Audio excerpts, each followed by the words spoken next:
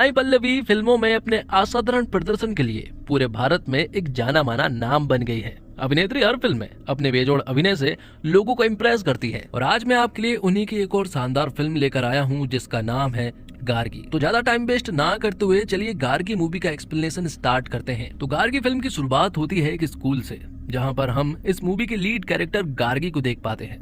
Gargi school में मौजूद उसके स्टूडेंट का एग्जाम ले रही है और उन पर नजर भी रख रही है। वह उन सभी पर निगरानी रख रही थी ताकि कोई भी नकल ना कर सके। और इस दौरान गार्गी अपने मोबाइल पर अपने मंगेतर की फोटो देख रही थी, लेकिन तभी उसके पास उसके मंगेतर पानी का कॉल आ जाता है और उसे बताता है कि उसके फादर ने शादी के लिए 15 लाख रुपए की मांग की है। लेकिन इस दौरान गार्गी अपने मंगेतर को डांट कर उससे कहने लगती है कि उसके पिता ने उन लोगों के लिए पहले ही बहुत कुछ कर दिया है और अब वो उनसे किसी चीज की उम्मीद ना रखें, क्योंकि उसके फादर इतने सक्षम नहीं हैं जो उनकी हर मांग को मान सके। गार्गी को उस पर गुस्सा होता हुआ और भड़कते हुए देख उसका मंगेतर उसे बताता है कि वो उससे मजाक कर रहा है। इससे पता चलता है कि गार्गी अपने पिता के प्रति कितनी संवेदनशील और उनसे कितना प्यार करती है। इसके बाद गार्गी सारे बच्चों के पेपर लेकर स्टाफ रूम में आ जाती है। इस दौरान वहां एक समाचार चैनल पर एक 9 साल की बच्ची के बारे में अपडेट दिया जा रहा था, जिसका लगभग 1 महीने पहले 4 बाहरी राज्य के मजदूरों ने सामूहिक बलात्कार किया था।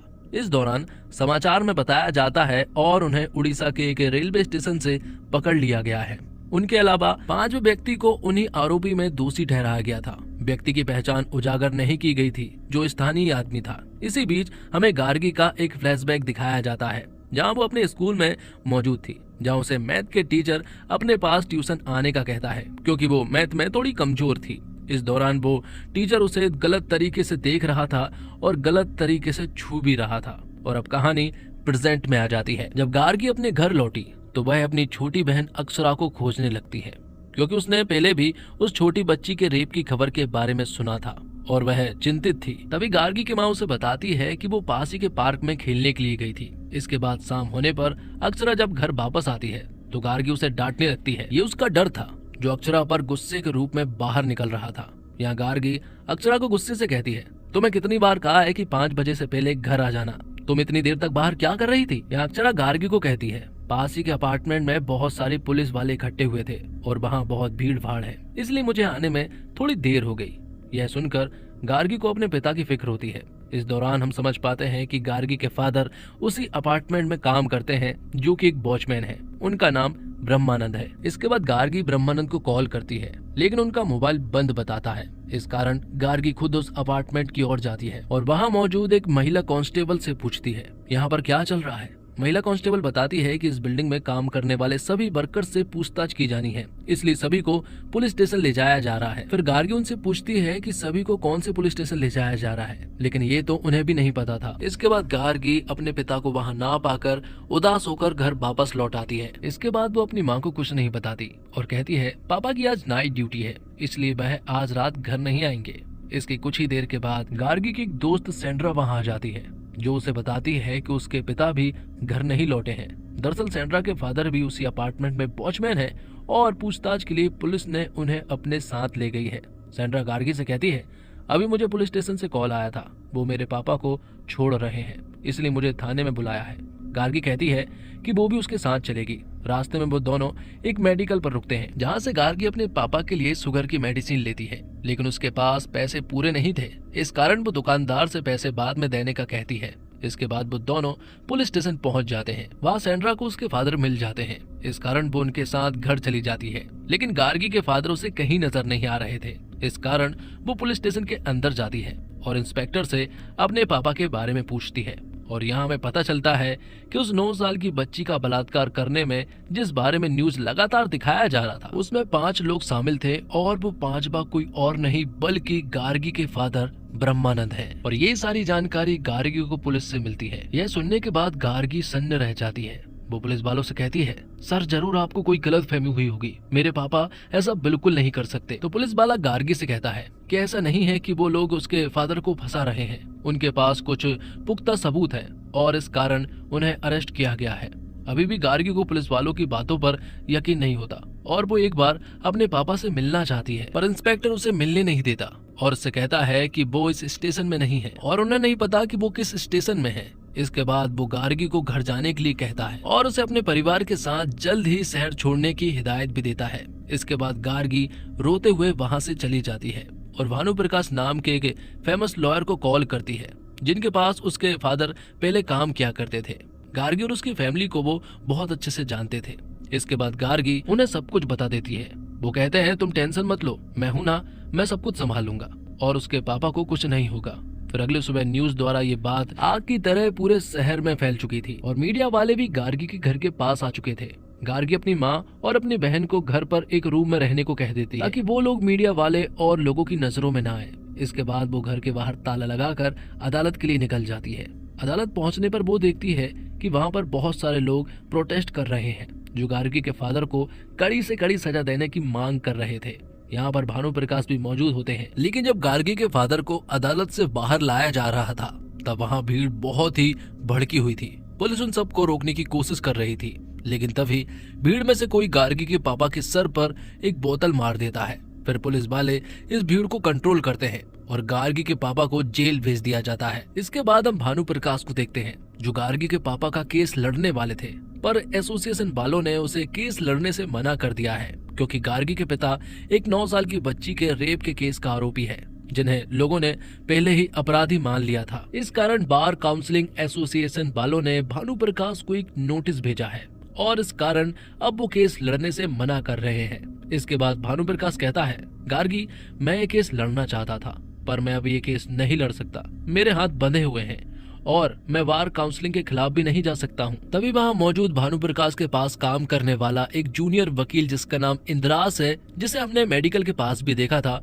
वो भानुप्रकाश को रिक्वेस्ट करता है कि वो इस केस को ले ले और गार्गी के फादर को न्याय दिलाए, पर वह मना कर देते हैं। इसके बाद हम देखते हैं कि वो जूनियर वकील इंद्रास डिसाइड करता है कि यह केस वो लड़ेगा, लेकिन हमें पता चलता है कि वो आज तक कोई भी केस नहीं लड़ा है और यह उसका पहला केस होगा, इसलिए केस लड़ने का उसके पास कोई भी एक्सपीरियंस नहीं है। इसके बाद इंद्रास गार्गी के घर जाता है और उन्हें कहता है कि अगर गार्गी को कोई प्रॉब्लम ना हो तो वो उसके फादर का केस लड़ना चाहता है। इसके बाद गार्गी भी उसके लिए राजी हो जाती है। इसके बाद अगले दिन गार्गी के पापा की अदालत में पहली पेशी होती है। यहाँ पुलिस जज को पूरी कहानी बताती है और हर एक चीज को डिटेल्स में बताती है और यह भी बताती है कि उन्होंने किस कारण गार्गी के पापा को अरेस्ट किया है। यहाँ में पता चलता है कि वो 9 साल की बच्ची जिस फ्लोर पर रहती थी, उसके ऊपर वाले फ्लोर पर मुकेश नाम का एक आदमी काम करता था, जो हर रोज शाम को 5:30 बजे अपने मालिक के कुत्ते को घुमाने के लिए नीचे लेकर जाता था।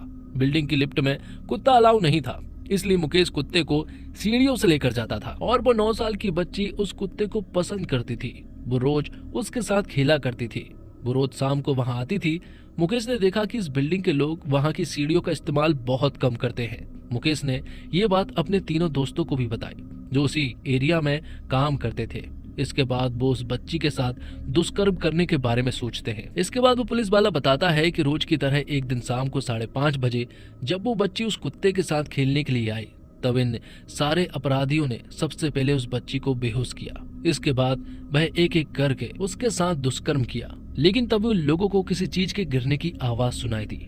उन्हें लगा कि शायद कोई आ रहा है, इसलिए वो सभी डर गए और डर के मारे उस बच्ची को उसी हाल में छोड़कर वहां से भाग गए।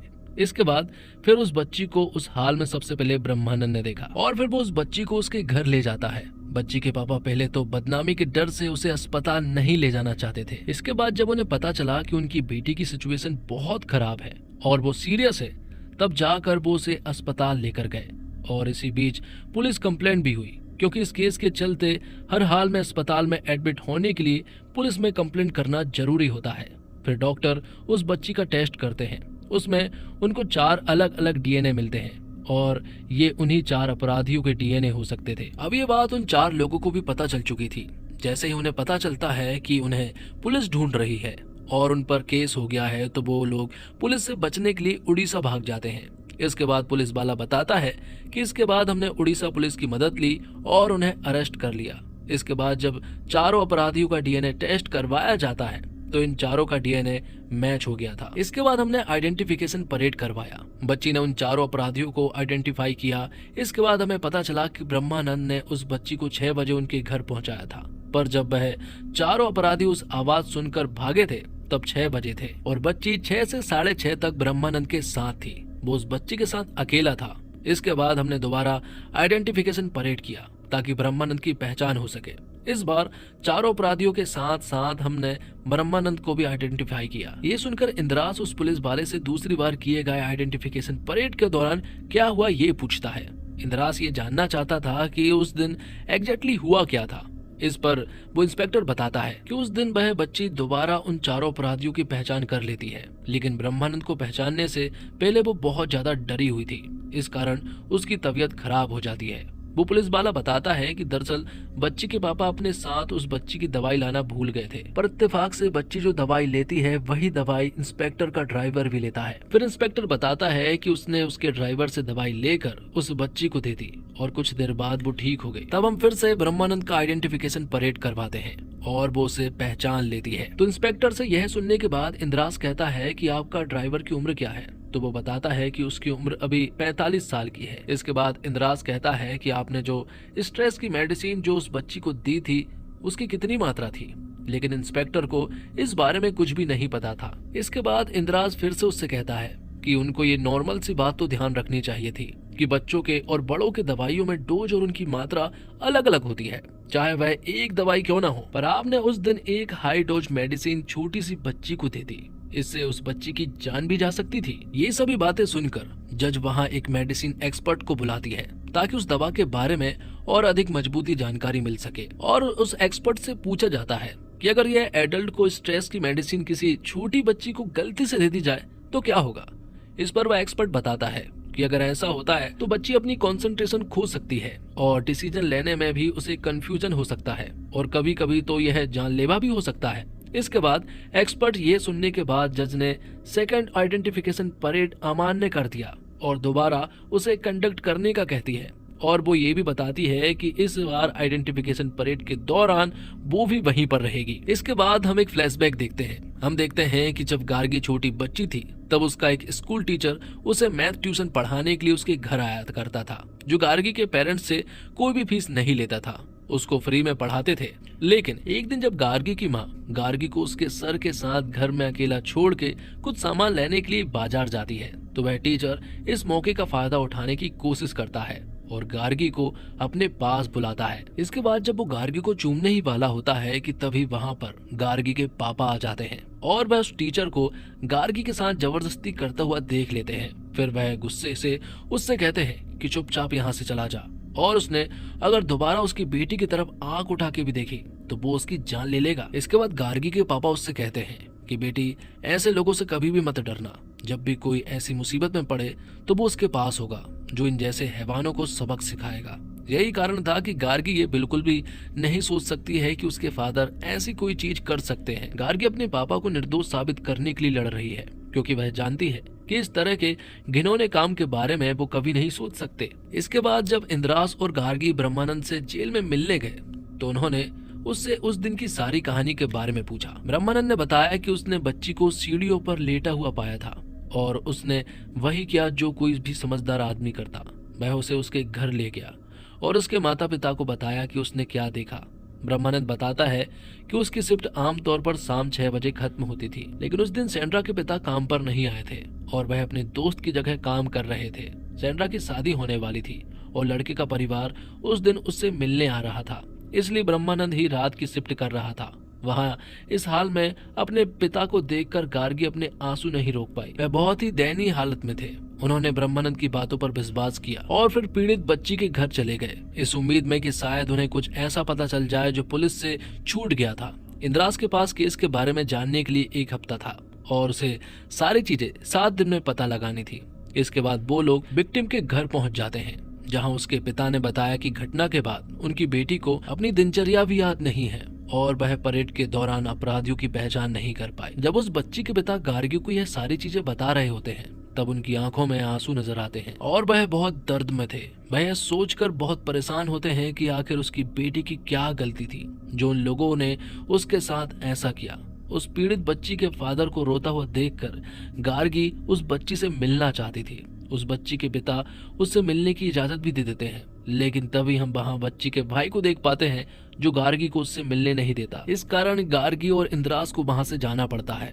इस दौरान गार्गी बहुत ही ज्यादा निराश थी क्योंकि उसे अभी तक कोई भी ऐसा सबूत नहीं मिला था जिससे उसके फादर बेगुनाह साबित हो सके। अब इंद्रास द्वारा कोर्ट से मांगा गया 1 हफ्ते का समय खत्म हो चुका था और अब गार्गी के फादर का विक्टिम आइडेंटिफिकेशन किया जाना था। लेकिन इससे पहले इंद्रास जज को बताता है कि उसके पास एक सबूत है जो वह कोर्ट में पेश करना चाहता है। इसके बाद वह उस पीड़ित बच्ची के घर पर उसके पिता से बात करते हुए उस वीडियो को कोर्ट में चलाता है, जहां वह जज और सभी के सामने यह साबित करना चाहता था कि पहले आइडेंटिफिकेशन परेड में उस बच्ची ने ब्रह्मानंद को अपने पिता के दबाव में पहचाना था और यह वीडियो इंद्रास ने उसके पिता से मिलते समय ही शूट किया था। इस बात की जानकारी उस बच्ची के पिता को नहीं थी। उस वीडियो को देखने के बाद जज कहती है कि इस परेड के दौरान उस बच्ची के पिता वहां मौजूद नहीं होंगे ताकि वह उसे इन्फ्लुएंस ना कर सके। इसके बाद उस परेड को कंडक्ट किया जाता है जहां उस बच्ची के सामने ब्रह्मानंद को लाया जाता है और एक महिला ब्रह्मानंद की तरफ इशारा करके उस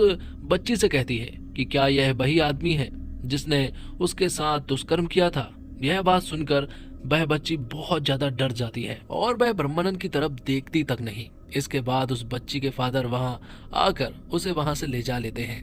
इधर हम जज को देख पाते हैं जो ब्रह्मानंद के खिलाफ ज्यादा ठोस सबूत ना होने पर उस बच्ची के द्वारा उस परेड में उसे ना पहचानने के कारण ब्रह्मानंद को कंडीशनल बेल दे दी जाती है और जज ब्रह्मानंद से कहती है कि अभी वह अपराध से मुक्त नहीं हुआ है और जब भी वह लड़की दूसरी परेड में उसे पहचान लेगी उसे दोबारा गिरफ्तार कर लिया जाएगा।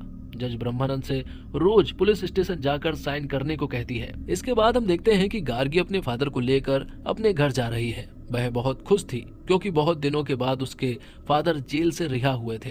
हालांकि वह अभी बेल पर थे, लेकिन यह भी उसकी एक जीत थी। वह उन्हें अपने घर ले जाती है और उसी दिन सेंड्रा के फादर ब्रह्मानंद से मिलने के लिए वहां आते हैं। गार्गी अपने फादर ब्रह्मानंद को उदास देखकर सेंड्रा के पापा से कहती है कि अंकल आप पापा को लेकर कहीं बाहर घूमने के लिए चला जाए क्योंकि वह बहुत ही ज्यादा उदास है। गार्गी कहती है कि जो शराब उसके फादर को पसंद है वही शराब वह दोनों मिलकर पिए ताकि उसके फादर थोड़ा अच्छा महसूस कर सके। इसके बाद ब्रह्मानंद और सेंड्रा के पापा दोनों वहां से शराब पीने के लिए चले जाते हैं और कुछ देर बाद सेंड्रा के फादर जब ब्रह्मानंद को छोड़ने के लिए घर आते हैं तब गार्गी उनसे पूछती है कि सेंड्रा कैसी है। इस पर सेंड्रा के पापा गार्गी को बताते हैं कि वह अपने बॉयफ्रेंड के साथ भाग गई, लेकिन इस पर गार्गी उन्हें टोकती है और उनसे पूछती है कि उसके फादर ब्रह्मानंद ने तो उसे बताया था कि उसे शादी के लिए लड़के देखने वाले आ रहे थे, उसका क्या हुआ। इस पर सेंड्रा के फादर उससे कहते हैं उस दिन सेंड्रा को देखने के लिए लड़के वाले आए तो जरूर थे, लेकिन सेंड्रा ने उन सभी के सामने मुझे जलील कर दिया और उसने सभी लोगों के सामने यह बताया कि वह किसी दूसरे लड़के से प्यार करती है और वह उसी से शादी करेगी। इसके बाद मैंने उसे बहुत पीटा। मेरी बेटी ने मुझे बहुत जलील किया था, इस कारण मैंने बहुत ज्यादा शराब पी ली। यहाँ गार्गी सेंड्रा के पापा को कहती है कि आपको अपनी बेटी के साथ अच्छे से पेश आना चाहिए था, प्यार से उनकी सारी बातों को मान लेती, लेकिन उन्हें उसके ऊपर हाथ नहीं उठाना चाहिए था। गार्गी की यह बात सुनकर सेंड्रा के फादर कहते हैं कि यह बात उससे ब्रह्मानंद ने भी की थी और उसे समझाया था कि उसे अपनी बेटी पर हाथ नहीं उठाना चाहिए था। इसके बाद सेंड्रा के फादर बताते हैं कि ब्रह्मानंद ने उसका नशा देखते हुए उसे उसी अपार्टमेंट में सो जाने के लिए कहा ताकि उसका नशा उतर जाए और वह दोबारा ऐसी गलती ना करे। सेंड्रा के फादर की ये बात सुनकर गार्गी एकदम से सन्न रह जाती है क्योंकि ब्रह्मानंद ने अपनी बेटी गार्गी को यह बताया था कि सेंड्रा के फादर उस दिन छुट्टी पर थे। गार्गी यह सोचने लगती है कि आखिर उसके फादर ब्रह्मानंद उससे झूठ क्यों बोल रहे थे। उसके बाद गार्गी सेंड्रा के फादर से सारी सच्चाई जानना चाहती थी। इसके बाद गार्गी सेंड्रा के फादर से सख्ती से बात करती है और उन्हें कहती है मेरे पापा ने बताया था कि आप छुट्टी पर हैं और आप काम पर नहीं आए। आखिर सच क्या है? आप ही 5वें अपराधी हैं जिसने उस बच्ची के साथ दुष्कर्म किया। इस दौरान सेंड्रा के फादर गार्गी से माफी मांगते हैं और सीन यहीं पर कट हो जाता है। इसके बाद अगले दिन कोर्ट के ऑर्डर के अनुसार गार्गी इंद्रास और अपने फादर ब्रह्मानंद के साथ बेल ऑर्डर पर साइन करने के लिए जाती है, जहां अपने फादर ब्रह्मानंद के साइन करने के बाद गार्गी का नंबर आता है, लेकिन वह साइन करने से पहले रुक जाती है और साइन नहीं करती और वो पिछली रात के बारे में सोचने लगती है, जहां गार्गी को सेंड्रा के फादर ने बताया था कि जब मैं अपार्टमेंट में गया था तो बहुत ज्यादा नशे में था और जब मैं सीढ़ियों से जा रहा था तो मैंने उस बच्ची को देखा जो लहूलुहान थी, लेकिन मैं नशे की हालत में था और इस कारण मैं चाहकर भी उस बच्ची की मदद नहीं कर पाया। इसके बाद मैं ब्रह्मानंद के पास गया, जहां उसे उस बच्ची के बारे में बताया। ब्रह्मानंद ने मुझसे कहा कि वह इस बात के बारे में यहीं भूल जाए और किसी के साथ भी इस बात को लेकर जिक्र ना करे। वह सब कुछ संभाल लेगा और जब कोई भी उसे पूछे कि वह आज काम पर क्यों नहीं आया था, तो वह यही बताएगा कि बेटी सेंड्रा को देखने के लिए लड़के वाले आए थे। यहाँ पर ब्रह्मानंद ने सेंड्रा के फादर से यह भी कहा कि अगर सेंड्रा के फादर की मौजूदगी के बारे में लोगों को पता चला तो उस बच्ची के साथ जो कुछ भी हुआ है उसका जिम्मेदार वह उसे ही समझेंगे। इसके बाद सेंड्रा के फादर कहते हैं कि ब्रह्मानंद ने मुझे वहीं पर सो जाने के लिए कह दिया। इसके बाद ब्रह्मानंद वहां से उस घायल बच्ची के पास चला गया। गार्गी दोबारा अपने फादर से पूछती है कि वह उस दिन कहाँ थे, उस समय पर कहाँ थे।